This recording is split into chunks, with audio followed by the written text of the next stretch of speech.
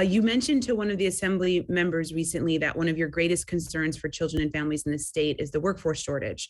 So digging deeper into that, obviously in the executive budget, the COLA increase, which a lot of us fought for, is a step forward, and various other programs and incentives. But I think at the end of the day, we simply do not have enough licensed professionals, especially when it comes to mental health providers, especially at facilities like Hillside here in Rochester, where I represent, which services, as you know, children both through OCFS and OMH.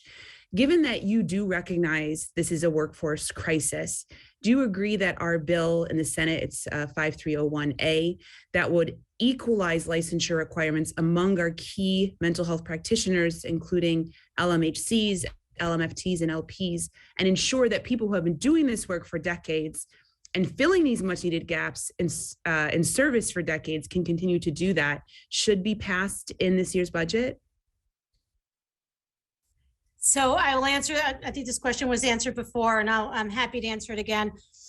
Senator, I obviously have not studied the bill. I certainly will as we get closer, to those deliberations. And I would agree that the mental health licensure and workforce, certainly during the pandemic, right, requires sort of renewed focus and attention.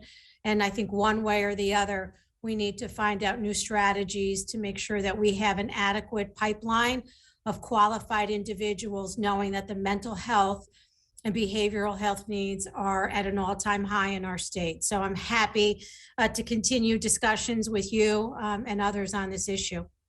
I appreciate that, Commissioner. And I'll just add, to put a fine point on it as well, one of the things we see a lot of is the fact that we are so restrictive here in this state that a lot of really talented folks who are graduating from our universities are leaving the state. And so that is really compounding our crisis here as well. No matter how many incentives we give, if they simply don't have the ability to diagnose, as you know, it really kind of cuts their knees off at where they're able to actually practice. So I look forward to continuing that conversation and look forward to gaining your support. Thank you.